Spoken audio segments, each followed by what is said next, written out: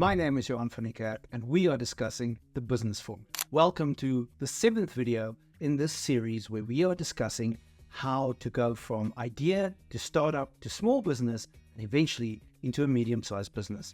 Over the last 6 videos, we have been discussing all the different elements on how do we create this nice, stable business. Again, I have used this visualization of how do you build a house, and we've discussed the foundation, we've discussed the walls, we've discussed the roof, and how does that eventually become part of the foundation of building a medium-sized business, which I like to visualize as a skyscraper. I really love the idea that a skyscraper, you can add as many floors as you want to over a period of time, and it's a very systemized process. And this is exactly what business is, and this is what the business formula is about. As I've said, I've discovered this business formula over 25 years of building my own businesses in different continents, in different countries around the world, as well as helping hundreds of business owners across the world scale and grow their businesses.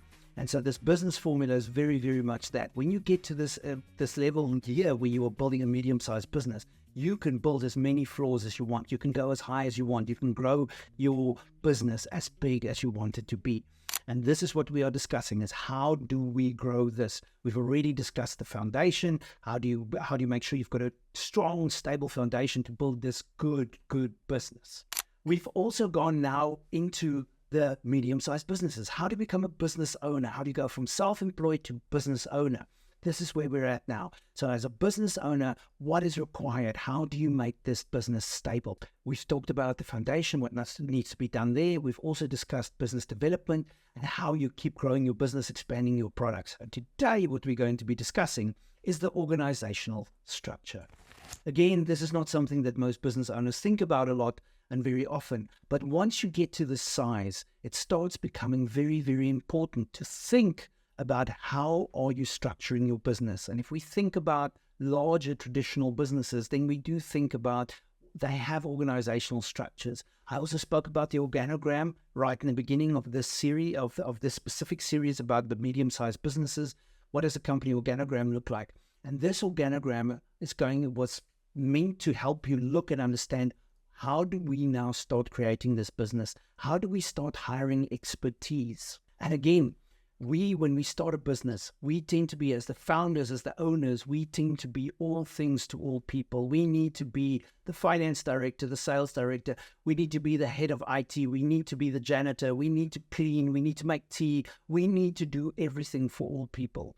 And then as the business grows, we start hiring in different people to support us. But as small business owners, what we generally do is we hire other generalists, people that can do more than one thing, because we need people to be flexible. We need to be agile. We need to be able to act quickly. And when you hire very specialized people, that's not always the easiest thing to do. So as small business owners, we tend to hire other generalists, people that are good at many different things. And so this is the point where we have to start looking at, how do we hire very specialized people? We start specializing, and the idea behind it is that you start splitting yourself out. You, instead of trying to hire yourself, which is something that I see so often when business owners, when they get to this point, they say, hey, I need to hire a general manager. I need to hire somebody to replace me. That is the biggest mistake that they make at this point in time, because trying to hire somebody like you is generally a disaster. Why? Think about you. You are non-conforming. You do not conform to the norm. You are not somebody that takes orders easily from other people. You like doing your own thing. That's why you built your business. That's why you are who you are.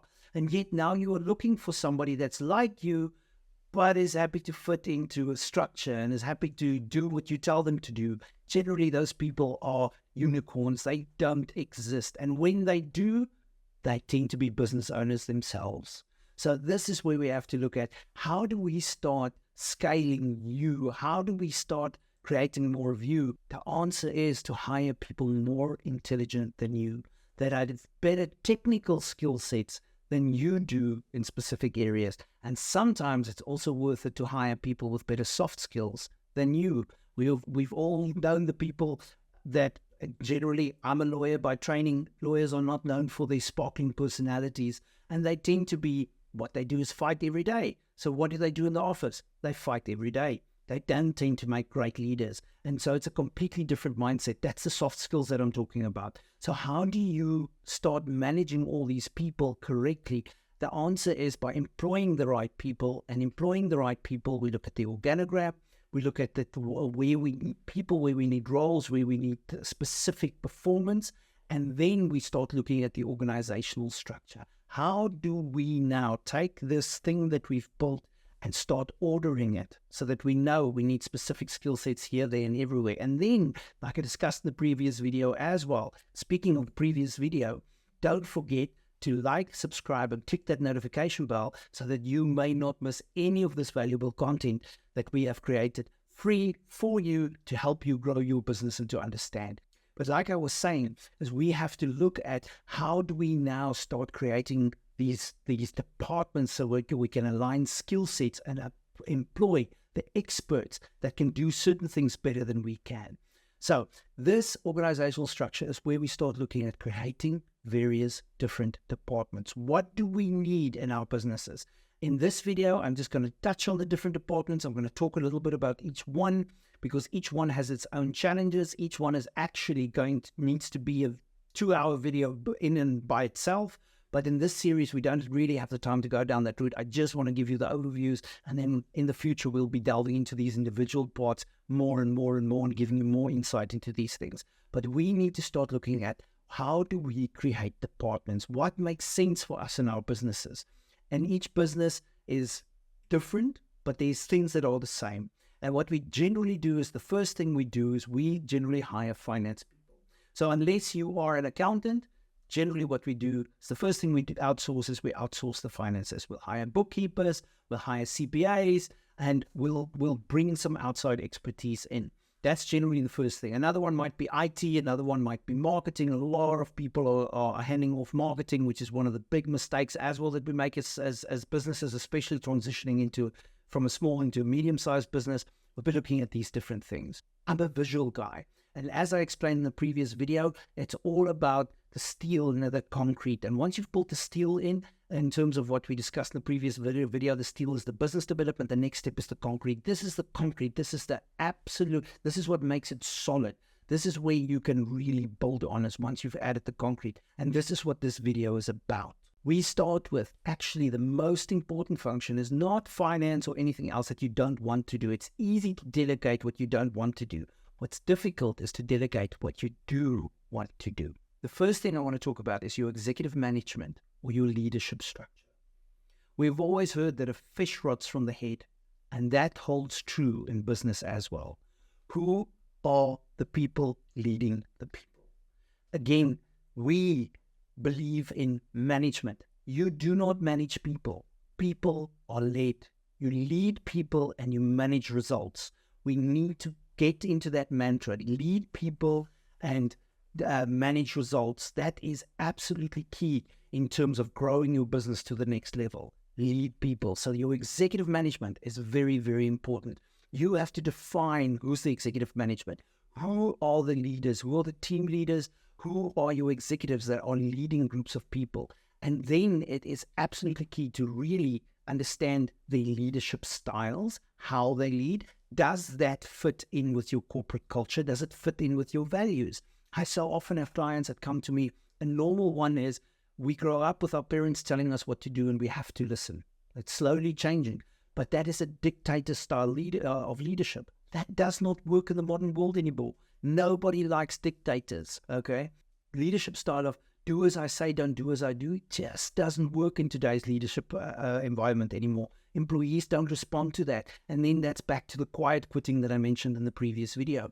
The people start quitting, they show up, they're there, but they don't do anything productive and they don't do anything effective. You have to determine leadership style. You have to interview for leadership style. You have to equip the leaders in your business. So this executive management is key. That's where it starts. You have to define your executive management. You have to hire the right people to lead people first and foremost. Technical skill sets at this point is secondary. We generally hire for technical skill sets, like I've said, but at this point, you need to hire for leadership skills, not for technical skills. I'm not an engineer, but I can guarantee you from a leadership perspective, I can lead a firm of engineers. I can lead them. I might not be able to deliver. I might not be able to do any of the technical things, but I'll be able to lead a team of engineers, even though I don't have the technical ability. And generally, people that are really, really good technically, most of the time, unfortunately, also lack a little bit of leadership skills. And this is where you have to be honest with yourself. Is this something that you are good at? Or is this something you need to develop? The good thing is that leadership skills, like all skills, can actually be taught and developed. Some of us are natural leaders. Some of us have it easier. We're more talented in that direction. But hey, remember, it's like riding a bike. Anybody can learn how to ride a bike and at least be able to do a significant distance on that bike with enough training and dedication. And it's the same with leadership and every other skill. Most skill sets can be learned. And this is the same with leadership. So you have to be clear what type of leaders you are looking for. You have to interview for those leaders, and you have to make sure that you constantly develop them. This is also where communication happens, is in your executive management structure. How do you communicate in your company? Who do you communicate to? What are these channels? All these things have to be thought about and worked through. That's the first and most important one, is the executive management structure. We have to start there. Once we've got that in place, then we have to start looking at the other departments. What makes sense? Finance, of course. But again, what is in finance? Who's in finance? What type of people do you need? What kind of systems do you need? How many support staff do you need in that? What are their roles and job descriptions? That all has to be decided. Finance, like I say, it's something we do quite early generally because nobody likes dealing with that. But that's another thing. It can't just be let's hire a bookkeeper and let them do whatever they need to do. You have to stay in control. You have to keep control. You have to make sure that that organizational structure is set up correctly. Then next one, HR, human resources. That's something that we generally do not think of as small businesses. It's something that comes way too late generally. And by the time we have quite a few employees, and then we start realizing, oh, how do I manage them? How do I reward them? Because when we're small businesses, we tend to say, hey, you know what? I reward you either on the basis of your sales figures, numbers, pure and simple, or I reward you because I like you. That is unfortunately not a good thing in a medium-sized business, because you cannot justify it anymore, and people will feel like you are being unfair to them, and that can eventually create a toxic work environment. So in the HR, very important, personnel planning. I touched on that in the previous video as well. And then you have to really start figuring out, how do you design KPIs and KPIs? There is a confluence here. Once you understand roles, you understand job descriptions, then you can create the key performance areas and the key performance indicators so that you measure people fairly and that you can remunerate them fairly. I still don't understand in today's day and age why we remunerate somebody more just because they've been there 5 years longer. It needs to be on performance. It needs to be on output. And again, not just in dollars and cents, not just in euros and cents or whatever currency you are watching this in. It needs to be really realistic. You need to look at, are they a team player? How much do they contribute to the corporate culture? You need to really look at how an employee holistically contributes to the company, not just in direct income and cash flow, but also in indirect. But these things can all be developed properly if you go into these areas. Same thing with the recruitment process. What is your recruitment process? We all just put it on some kind of portal and hope for the best. Hey, there has to be a recruitment process. You have to be clear about what are the channels to be followed. Otherwise, you are going to have to make every single one of those decisions. When you have a clear recruitment process, hey, then you are starting to delegate. You give it to others. Others know what to do, how to follow through, how to put this down. In the end, you might still be the one making the ultimate decision to employ, but you need to have that process down. Then I'm going to touch on one or two small ones before I get to the difficult ones. IT. IT is something we generally outsource as well. Hey, I'm not a big IT guy. I don't understand how this stuff works, but I need somebody that does. And once you get to a certain size, outsourcing is not as easy. And you need somebody reliable that can pop in and quickly check on what's going on, what's this, what's that. I had it a while ago where, hey, my mic wasn't working. And what do? I was on a call, I was talking to a couple of hundred people, and my mic wasn't working. I can't now call my outsourced IT guy and say, hey, come and have a look. He's not there, she's not there, they're not available. But when they're in the office, it's there and it's solved. And when you start running a larger company, IT is something that you really need to think about. And then you have to be clear about more than one thing. What's happening in IT? Digitalization is a big thing. IT should be responsible for that. It's not just your hardware in your office and the software, the CRMs and things like that, but general digitalization. How do they innovate? How do they help drive your company efficiency? All these things have to be looked at, but that department has to be created and you have to hire for the right people. Now that I've touched on those, let's start touching the hot topics, sales and marketing. I've spoken in previous videos about the difference between sales and marketing and how the one works hand in hand with the other one. How do we create sales funnels and things like that? Again, in the following series, as we go more and more into the stuff, we will be discussing this in more and more detail. We'll be talking about these elements. We'll be talking more about it in detail, what the differences are. How do you create proper funnels? How do you market for leads? How do you market for sales? We'll be talking about these things, but you actually need proper departments to do these things. And a sales department and a marketing department are two completely different things, just like they are when you are actually advertising and you're out there. So you have to create a marketing department, you have to create a sales department, but you have to remain in control. That is one of the things that I also see happen so often with smaller businesses and medium-sized businesses, is that the leadership just completely hands it off and lets somebody else runs with it. And you have to understand, nobody knows your business as well as you do. You have to remain in control of your marketing. You have to remain in control of your sales. You have to make sure that those processes are correct, that what your clients are going through, you have to live into it. You have to breathe into it. They have to see your passion. They have to see what you live for here, because your marketing department can only translate what you give them. And if you give them nothing, you're not going to get anything on the other side. So marketing department, sales department, very important. I recently had a client who also hired somebody with the intention that they run both sales and marketing, and they very soon realized that the person is good at sales, but they have no understanding of marketing.